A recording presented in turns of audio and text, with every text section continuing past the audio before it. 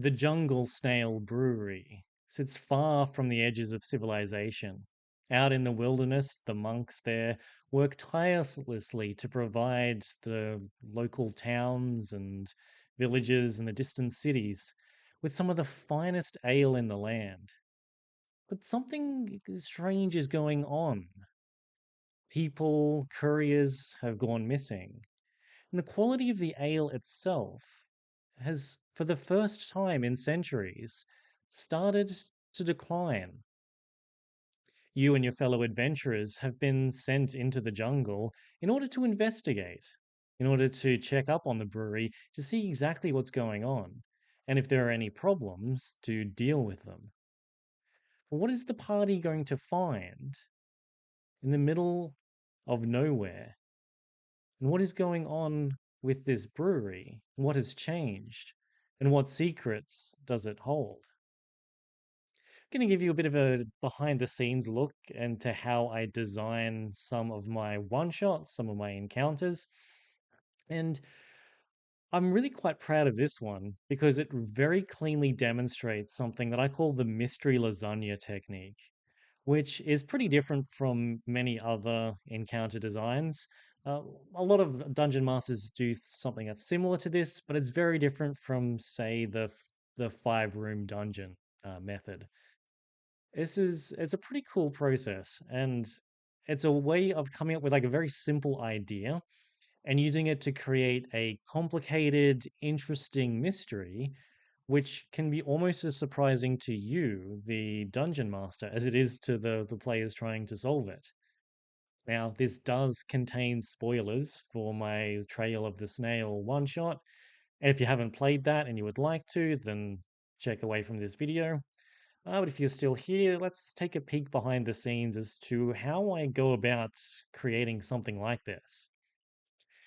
So I started with the idea because I had this idea come to me. It'd be fun to run a one shot set in an isolated brewery for whatever reason. Now I could have made it really simple. It's a brewery. It's been overrun by kobolds, orcs, monsters, whatever. The party goes in, fights through it room by room, clears them out. The reward is a lot of ale and mead, yay. But I wanted to instead run a mystery. So I decided to lean into the mystery lasagna technique. And mystery in mystery lasagna stands for mystery. So this is what I did. And here's how I did it. So the very first thing I did, because it helps being able to visualize this sort of stuff, is I created a map of the brewery, just a bit of a floor plan. There's an entryway here. There's a room where the monks who brew the ale can sleep. There's the brewery itself. There is a kitchen. There's a pantry. There's a garden where it grows herbs. There's a dungeon with some prison cells. There's a crypt with a long dead paladin inside. You know, the usual sort of stuff that breweries have. And so having like mapped all of that out, you can look at it.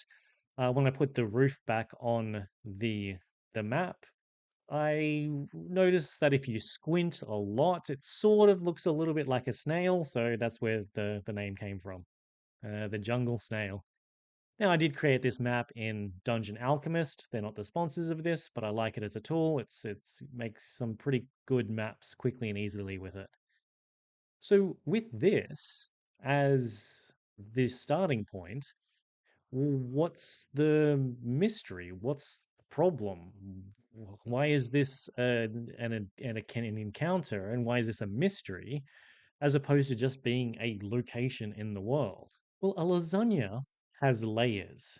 And so a mystery lasagna is a mystery that has layers. And the cool thing is like once you get the layers, then the encounter, the plot, the conflict just naturally emerges from it.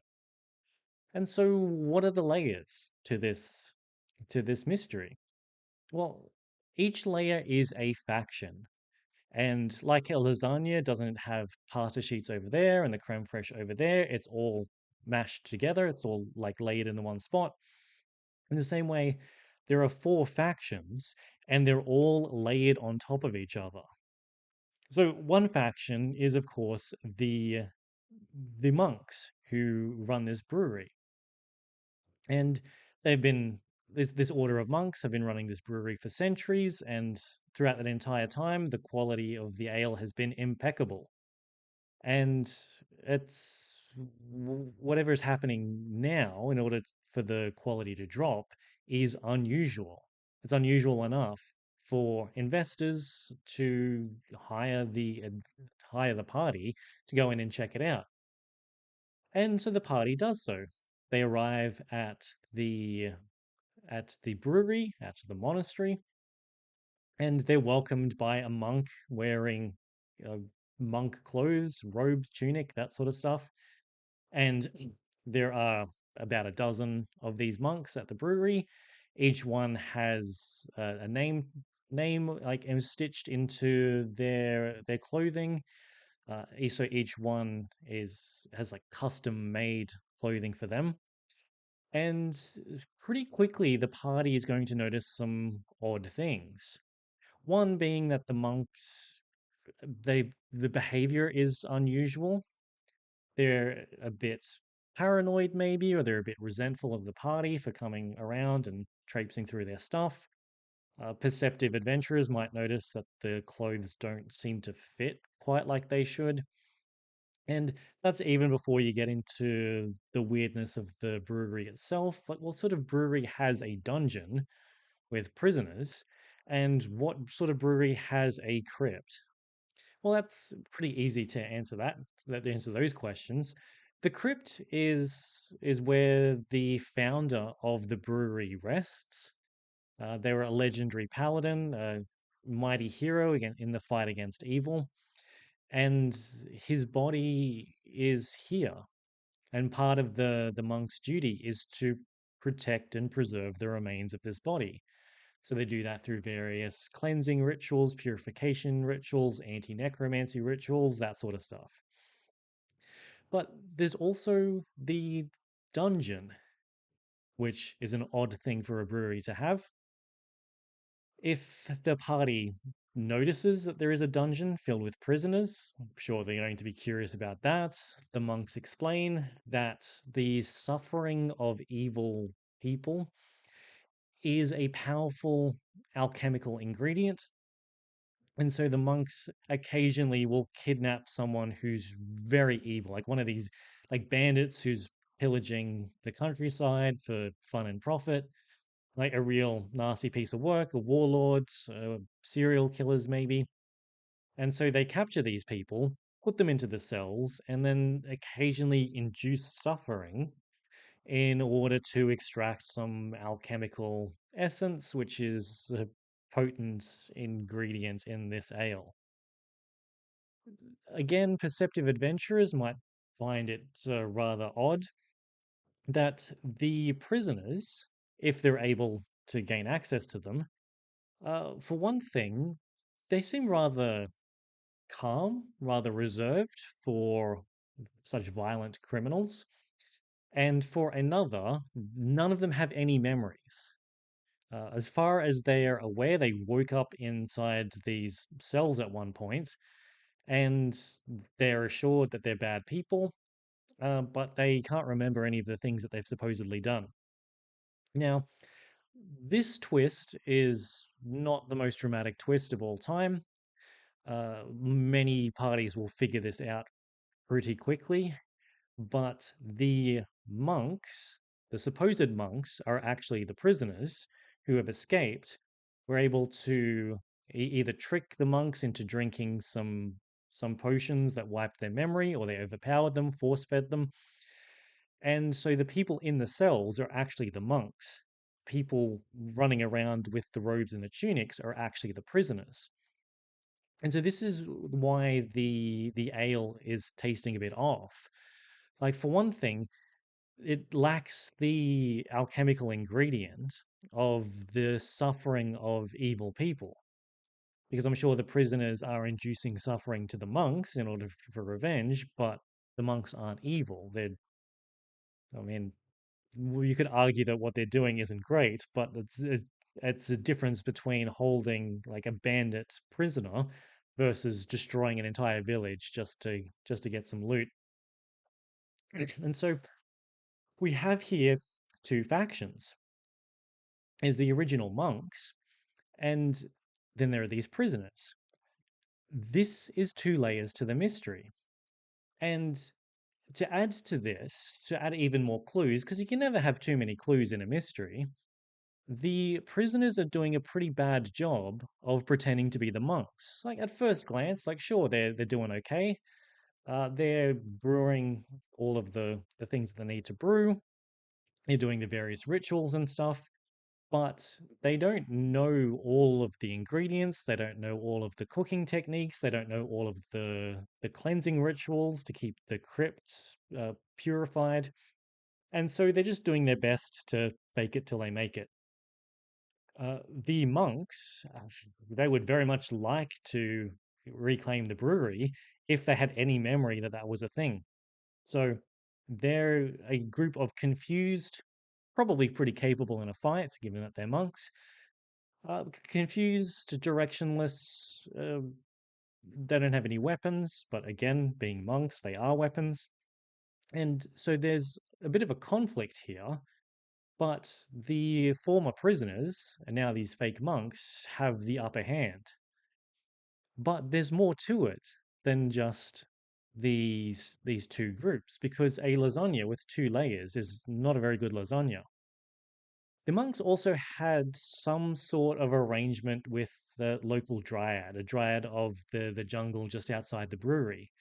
And it might be that occasionally the monks would offer one of the prisoners up as a sacrifice, or maybe they just offered the ale to the dryad. And in return, the dryad would leave the brewery alone, wouldn't attack them, might also offer some blessings, some rare herbs, whatever it happens to be. And so this dryad becomes the third faction. And there's also a fourth faction at play because the paladin who founded the brewery, whose body rests here, was buried with a powerful sword. And there's an incubus who, for a very long time, has wanted to get his hands on that sword, but he couldn't because the monks were maintaining this protective blessing, and the dryad had this protective blessing over the brewery. But now that the prisoners are in control of things, they don't know how any of that works, and so the rituals are beginning to fail. The protections are beginning to fade away.